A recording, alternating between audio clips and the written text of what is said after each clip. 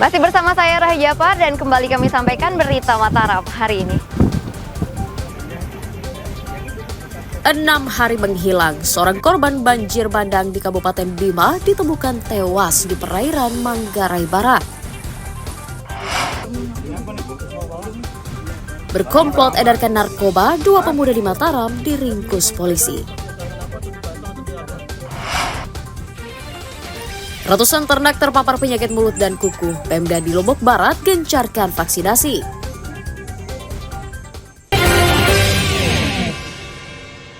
Apa nih bungkus mau bawa? Barang. Pemuda bernama Chandra 30 tahun dan rekannya berinisial FT 24 tahun diringkus Satuan Reserse Narkoba Polresta Mataram karena diduga edarkan narkoba di lingkungan tempat tinggalnya di Kelurahan Dasan Cermen, Kecamatan Sandubaya. Keduanya ditangkap di pinggir jalan raya Dasan Cermen saat sedang menunggu pemesan barang. Dari tangan keduanya, polisi menyita barang bukti sabu-sabu seberat 52,34 gram, alat isap, ponsel, timbangan elektrik, dan sepeda motor. Penangkapan tersangka atas informasi masyarakat yang kerap melihat keduanya bertransaksi narkotika di kampungnya. Selain mengedarkan, keduanya juga merupakan pemakai berdasarkan hasil tes urinnya yang positif. Ada barang lagi. Kami mengamankan 2 orang yang dicurigai sedang akan melakukan transaksi narkoba jenis sabu-sabu. Informasi yang kami dapat bahwa akan ada orang yang melakukan transaksi di wilayah Dasan Cermen. Dari informasi tersebut, kami mendapatkan ciri-ciri pelaku, kemudian kami mendatangi TKP dan mendapati 2 orang terduga ini sedang duduk di atas motor. Diduga hendak menunggu calon pembeli. Tersangka mengaku hanya bertugas mengantarkan narkotika dengan upah 2 juta rupiah. Berapa beratnya masing-masing itu? Masing-masing yang 3 bungkus besar, masing-masing 10 gram. 10 gram, sama 1 klip kecil ya? Klip kecil siap. Terus tujuanmu bawa itu untuk apa? Untuk diantarkan Pak Antar ke? ke seseorang. Sampai kamu ditangkap itu berarti kamu udah dikirimin ini dong? Tempat dia nunggu? Ya, sudah di Sherlock. Berapa kamu dijanjiin upah sama ini? Dijanjikan upah itu 1 kali jalan 2 juta. Atas ulahnya, tersangka dijerat Undang-Undang Narkotika dengan ancaman hukuman pidana minimal 5 tahun penjara. Awaludin dari Kota Mataram melaporkan.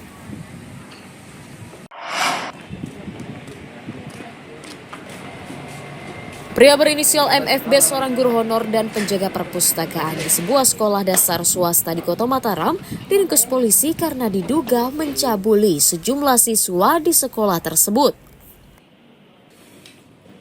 Penangkapan tersangka atas laporan orang tua siswa yang mengaku anaknya menjadi korban pencabulan pelaku sekitar akhir Desember lalu. Tersangka ditangkap setelah polisi memeriksa sejumlah saksi dan mengumpulkan bukti-bukti tentang tindakan pencabulan yang dilakukan. Dalam pengembangannya, polisi mencatat ada 3 korban anak yang diduga dicabuli oleh tersangka.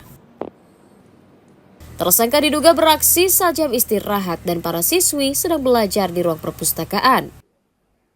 Kejadian tersebut terjadi di ruang perpustakaan di salah satu tempat sekolah, yang mana pelaku daripada atau tersangka yang melakukan perbuatan itu merupakan penjaga perpustakaan, yang mana pada saat reading time atau jam istirahat mereka wajib untuk melaksanakan belajar di perpustakaan sekolah tersebut, dan saat situasi dan kondisi yang di dalam perpustakaan itu mungkin daripada si pelaku ada kesempatan sehingga melakukan perbuatan pencabulan dengan memegang atau menyentuh daripada alat vital anak-anak tersebut.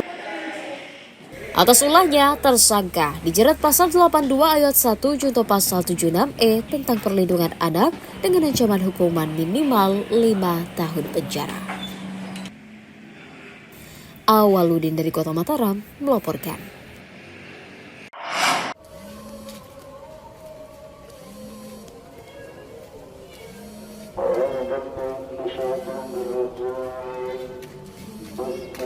Seorang pemuda bernama Ramli, 26 tahun, diringkus tim unit Satuan Reserse Kriminal Polsek Mataram karena diduga mencuri motor milik keluarganya.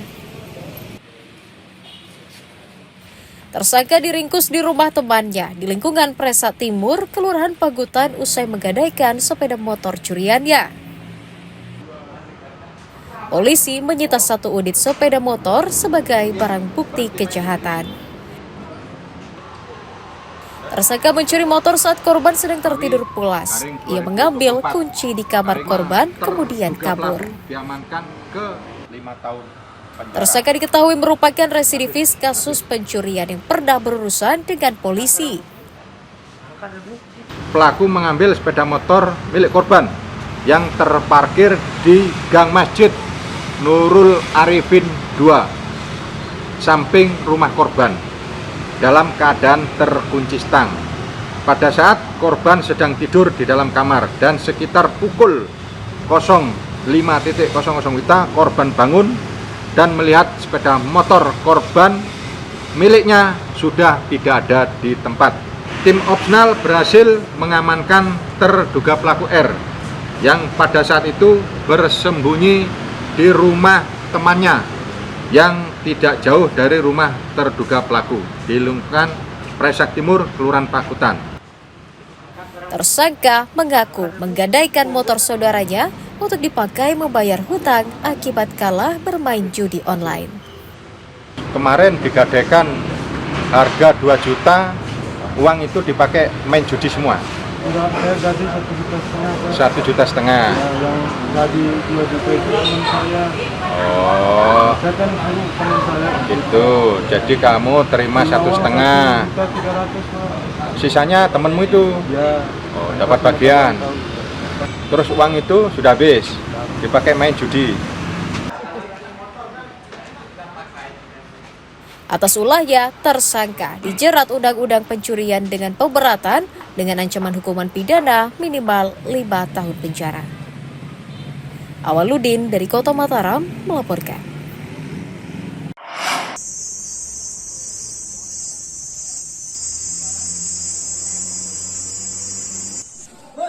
Pemerintah Provinsi Nusa Tenggara Barat membatasi pengiriman gabah petani keluar daerah yang akan diberlakukan mulai awal Februari 2025 mendatang.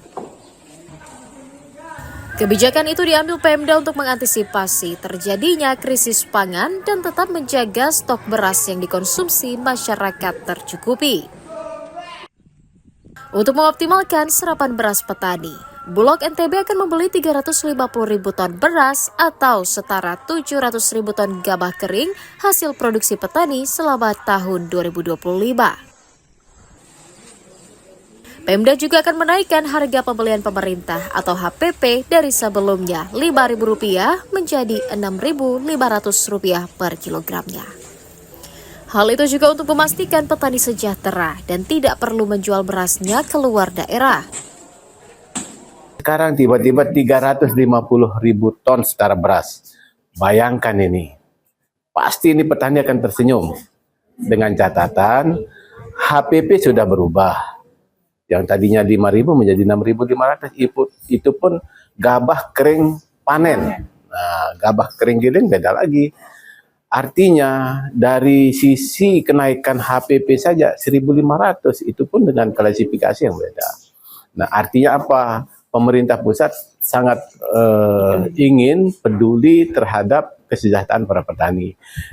Benar, tentu ini bukan suatu yang ringan, tetapi kita terus melakukan pendataan karena kalau berdasarkan dari kapasitas yang tersedia dari Mitra Kerja Pengadaan NTB tahun 2024 tentu memang masih kurang. Kita masih membutuhkan tambahan dukungan dari perusahaan penggilingan yang ada di NTB lainnya.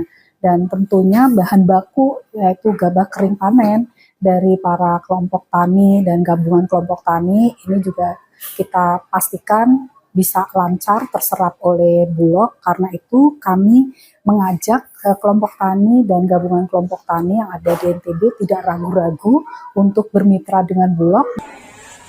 Badan Urusan Logistik NTB menyatakan cadangan beras saat ini aman hingga 2 bulan mendatang dengan stok yang tersedia mencapai 33.000 ton tersebar di 14 gudang penyimpanan yang tersebar di Pulau Lombok dan Sumbawa. Hairul Amri melaporkan dari Kabupaten Lombok Barat.